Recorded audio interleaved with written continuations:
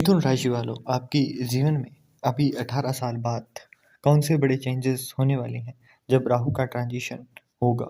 18 महीने के बाद में जब राहु आपके 10वें हाउस से 9वें भाव में आएंगे और ये पूरा का पूरा चक्र लगाने में इनको 18 साल लग गए हैं, ना कि एक दिन, ना कि 2 दिन, 2 हफ्ते। ये जब आपके 10th हाउस के अंदर थे अभी भी हैं। मई 18 मई 2025 से पहले आपके इसी हाउस के अंदर ये रहेंगी। तो 18 मई 2025 तक इन्होंने आपकी प्रोफेशनल लाइफ के अंदर कोई ना कोई चेंजेस, अच्छे फाइनेंशियल ग्रोथ आपको दी है। चतुर चालाक इसने आपको पहले से ज़्यादा बना दिया है। वहीं केतु जो है, जब 4th हाउस के अंदर होते हैं तो मेंटल पीस ज़्यादा दिखाई नहीं देती है। वहीं माता के हेल्थ इश्यूज आपको देखने को मिले होंगे, खास करके स्टमक से नीचे वो बॉडी के लोअर पार्ट्स के अंदर, लाइक कि पैर में दर्द, एड़ी में दर्द, है ना। तो इस तरीके की दिक्कतें यहाँ पर दिखाई दी हैं आपको। वहीं थोड़ा सा डिससेटिस्फैक्शन केतु ने यहाँ पर जब 4th हाउस के अंदर विराजमान है तो अभी दे रहे हैं कि आपको जो भी चीज़ें चाहिए, जो भी लग्जरियस आइटम की आपको डिज़ायर है, लाइक कि गाड़ी, वाहन और आपकी प्रॉपर्टी, तो उन चीज़ों के अंदर आपको थोड़ा सा सेटिस्फैक्शन कम ही दिखाई दे रहा है कि नहीं। तो अब इन चीज़ों के अंदर आपका आगे क्या हाल होगा 18 मई 2025 से, जब राहु आपके 9वें भाव में आएंगे और केतु आपके 3rd हाउस में चले जाएंगे। वहीं अभी मार्च के अंदर ही, है ना, मार्च के अंदर ही जब शनिदेव आपके 10th हाउस के अंदर आएंगे तो उसका भी इम्पैक्ट यहाँ पर आपको अच्छा खासा देखने को मिलेगा।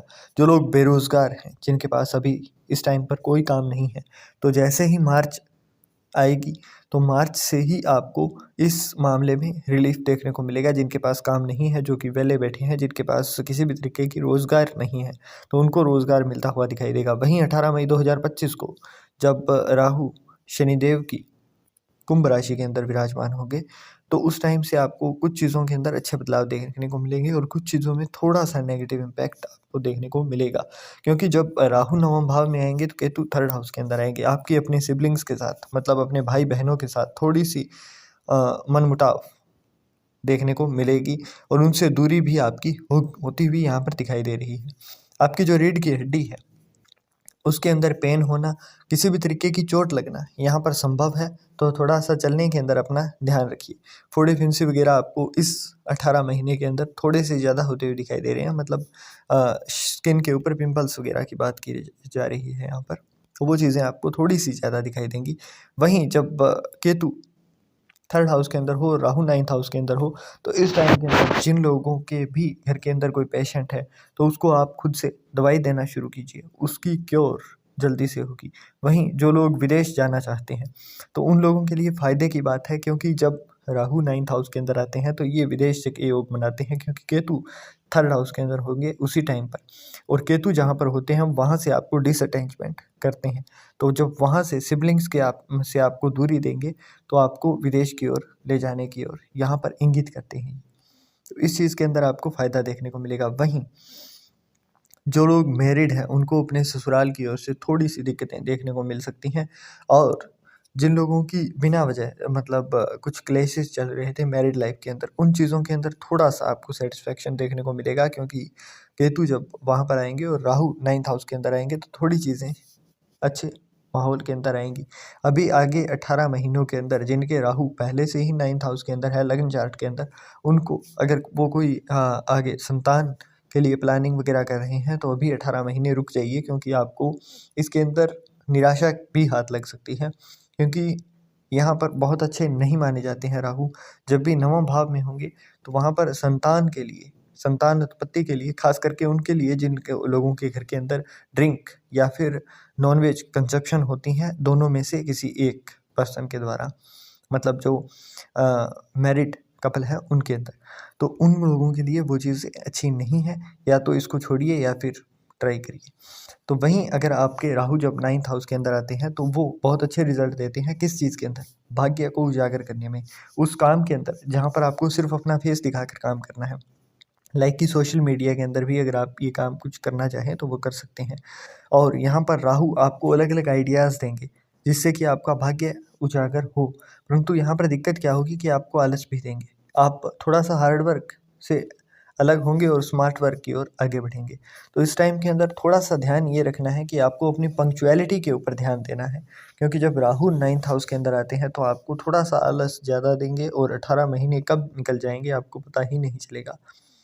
तो इस चीज़ को रोकने के लिए एक चीज़ का ध्यान रखना है कि आपको आलस्य के ऊपर थोड़ी-सी लगाम लगाकर रखनी होगी, क्योंकि अगर आपने नहीं रखी तो यहाँ पर ये अच्छा खासा हाथ आया हुआ अवसर आपके हाथ से निकल जाएगा। तो इसके लिए आपको इस चीज़ के मामले में बचत करके रखनी है, क्योंकि डिसिप्लिन में तो लाएँगे। शनिदेव जैसे ही मार्च के अंदर आपके 10वें घर के अंदर आते हैं, तो वहाँ से आपको डिसिप्लिन में आना ही होगा, तभी आपको अच्छी ग्रोथ देखने को मिलेगी। वरना ये जो पॉलिटिक्स आपने पहले देखी है अपने प्रोफेशनल काम के अंदर, वही चीज़ें अब और ज़्यादा सीवियर होती जाएँगी। तो इसके लिए आपको थोड़ा-सा बचना है। मैं सीधा-सीधा बता रहा हूँ आपको, मैं ज़्यादा यहाँ पर शुगर कोटिंग नहीं करूँगा। ओवरऑल अगर देखा जाए तो ठीक है, 50-50% है।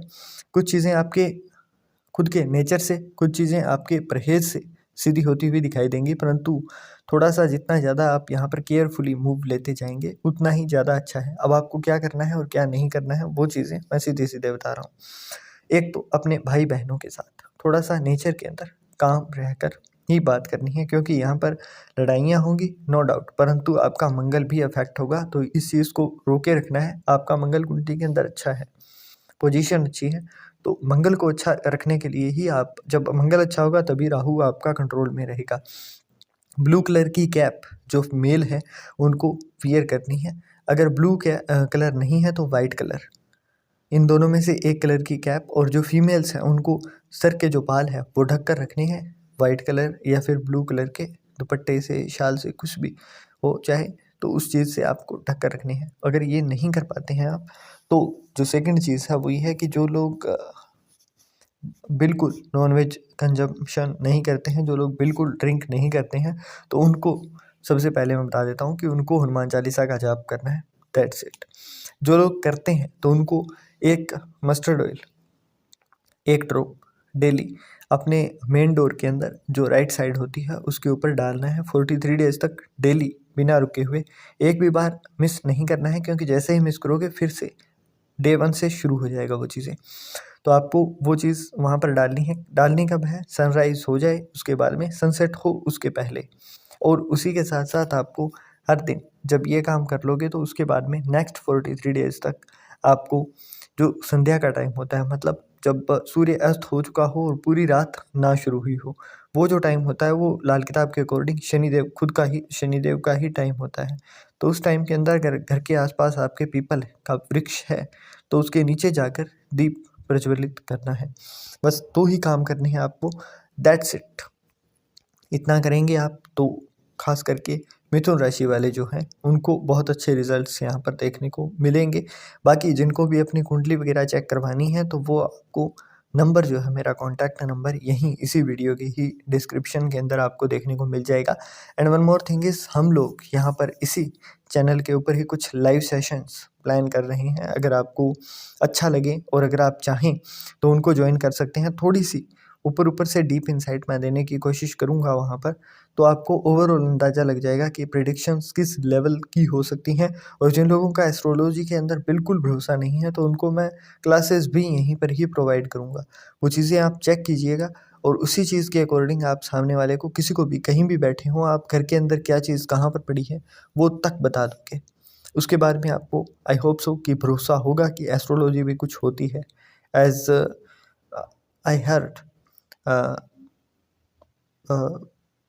अप्रोक्सीमेटली 1 ईयर बिफोर कि जो लोग मिलियनेयर होते हैं उनको हो सकता है एस्ट्रोलॉजी के अंदर भरोसा ना हो, परंतु जो लोग बिलियनेयर हैं उनको भरोसा एस्ट्रोलॉजी के अंदर होता ही होता है। ये चीज़ किसने कही थी आप गूगल कर लेना, और जिसने कही है वो आज की तारीख में कहाँ पर है वो चीज़ भी आप गूगल कर लेना। तो आपको पता चल जाएगा कि एस्ट्रोलॉजी की असलियत में पावर होती क्या है। हाँ, नो डाउट यहाँ पर कुछ लोग आपको थोड़ा-सा इधर-उधर की बातें करते हैं, क्योंकि जहाँ पर अच्छाई है वहाँ पर बुराई भी आपको देखने को मिलेगी। सो आई होप सो जो भी चीज़ें आपको मैंने बताई हैं, जो भी इन्फॉर्मेशन आपको मैंने दी है,